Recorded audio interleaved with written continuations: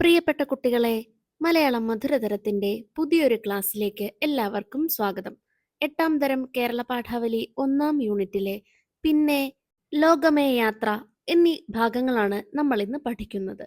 മലയാളത്തിലെ പ്രശസ്ത ഹാസ്യ സാഹിത്യകാരനും പത്രാധിപരും നോവലിസ്റ്റും ചെറുകഥാകൃത്തും നാടകകൃത്തും ബാലസാഹിത്യകാരനുമായിരുന്ന ശ്രീ ഇ.വി. കൃഷ്ണപിള്ളയുടെ ചിരിയും ചിന്തയും എന്ന ഹാസ്യകൃതിയിലെ ഒരു കഥയാണ് പിന്നെ. 1894 സെപ്റ്റംബർ 14 കൊല്ലം ജില്ലയിലാണ് ഇ.വി. കൃഷ്ണപിള്ള ജനിച്ചത്. സീതാലക്ഷ്മി, ഇരവിക്കുട്ടിപ്പിള്ള, ചിരിയും ചിന്തയും, പെണ്ണരശുനാട്, ബി.എ. മായാവി എന്നിവ പ്രധാന കൃതികളാണ്. ജീവിത സ്മരണകൾ ആത്മകഥയാണ്. പ്രശസ്ത ചലച്ചിത്ര നടനായിരുന്ന അടൂർ ഭാസി ഇദ്ദേഹത്തിന്റെ മകനാണ്. 1938 മാർച്ച് 30 തന്റെ 44ാം വയസ്സിൽ തിരുവനന്തപുരത്ത് വെച്ച് ഇ.വി. കൃഷ്ണപിള്ള അന്തരിച്ചു. വരൂ കുട്ടികളെ, നമ്മൾക്കിനി കഥ വായിക്കാം. സന്യാസിയും വിദ്യാർത്ഥിയും തമ്മിലുള്ള ചോദ്യോത്തര രീതിയിലുള്ള സംഭാഷണത്തിലൂടെയാണ് ഈ കഥ പുരോഗമിക്കുന്നത്. നിങ്ങൾ എന്റെ പിന്നെ കഥ കേട്ടിരിക്കുകയില്ല.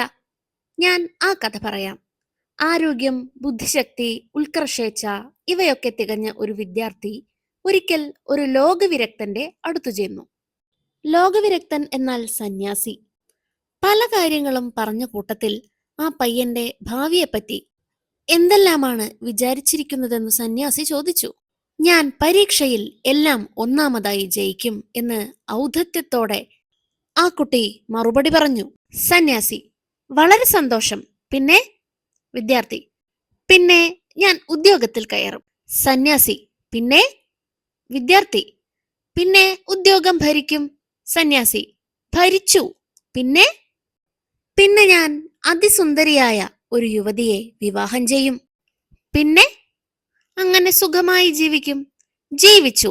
പിന്നെ? അങ്ങനെ അങ്ങ് ജീവിക്കുമെന്ന്. സന്യാസി: അതെ, എത്ര കാലം വേണമെങ്കിലും ജീവിച്ചുകൊള്ളൂ. പിന്നെ? പിന്നെ പ്രമോഷൻ ഒക്കെ കിട്ടും, വലിയ ശമ്പളം കിട്ടും. പിന്നെ? പിന്നെ പിന്നെ കുഞ്ഞുങ്ങൾ ഉണ്ടാകും. അവരെ ഉത്കൃഷ്ട വിദ്യാഭ്യാസം ചെയ്യിക്കും.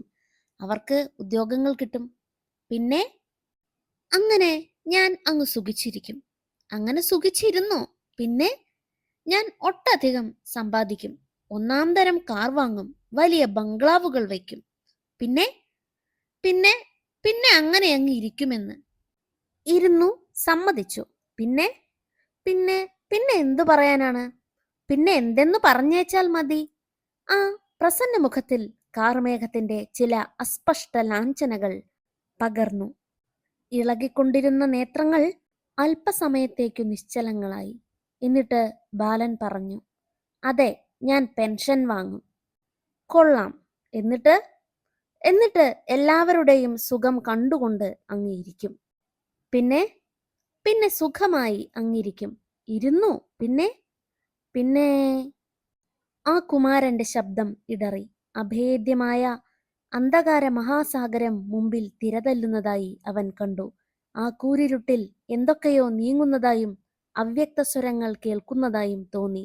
അലൗകികമായ ശൈത്യം വഹിക്കുന്ന കാറ്റ് കടൽപ്പരപ്പിൽ നിന്നുയർന്ന് തന്റെ ശരീരം ഇളക്കിയെടുക്കുന്നുവെന്ന് സംഭ്രാന്തനായി.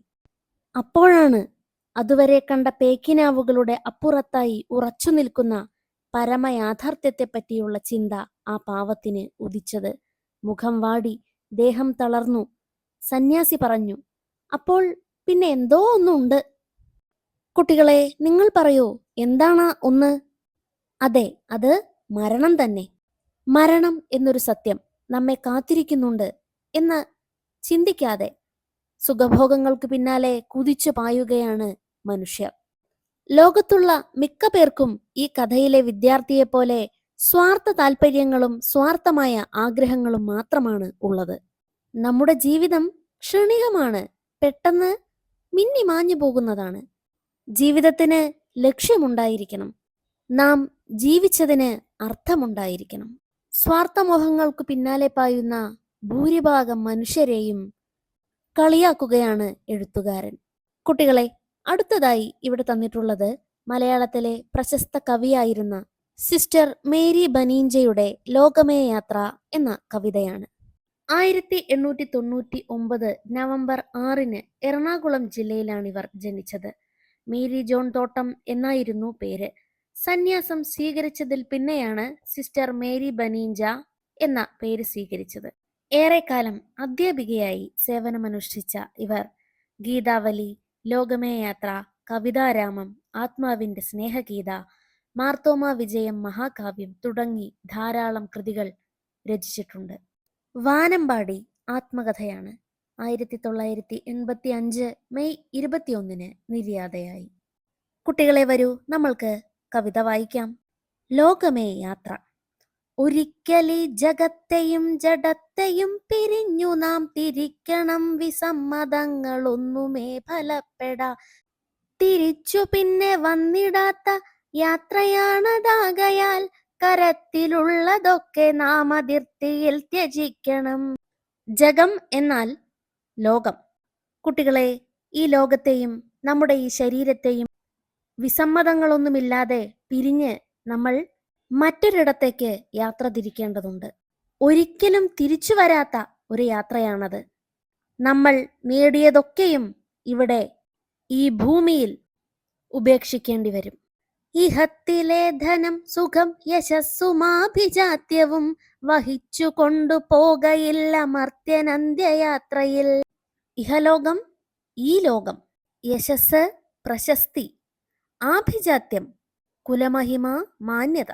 കുട്ടികളെ, ഈ ലോകത്ത് നേടിയ ധനവും സുഖവും പ്രശസ്തിയും ആഭിജാത്യവും ഒന്നും ആ അന്ത്യയാത്രയിൽ മനുഷ്യന് വഹിച്ചു കൊണ്ടുപോകാൻ, എടുത്തുകൊണ്ടുപോകാൻ സാധിക്കുകയില്ല. അഹന്ത കൊണ്ടഴുക്കു പെട്ടിടാത്ത പുണ്യമൊന്നു താൻ മഹത്തരം പ്രയോജനം പരത്തിലും വരുത്തിടും.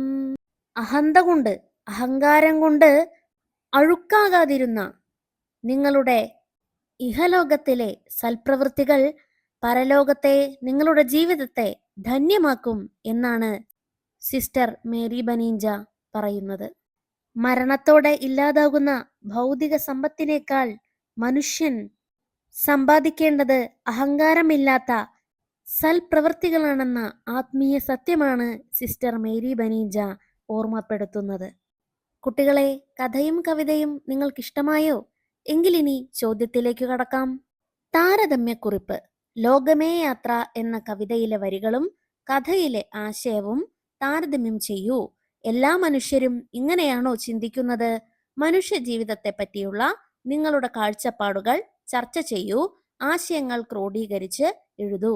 കുട്ടികളെ, ഇവിടെ താരതമ്യക്കുറിപ്പ് തയ്യാറാക്കാനുള്ള ചോദ്യമാണ് തന്നിരിക്കുന്നത്. താരതമ്യക്കുറിപ്പ് എങ്ങനെ എളുപ്പത്തിൽ തയ്യാറാക്കാം എന്നൊരു വീഡിയോ നമ്മുടെ ചാനലിലുണ്ട്. എല്ലാവരും അത് കാണണേ.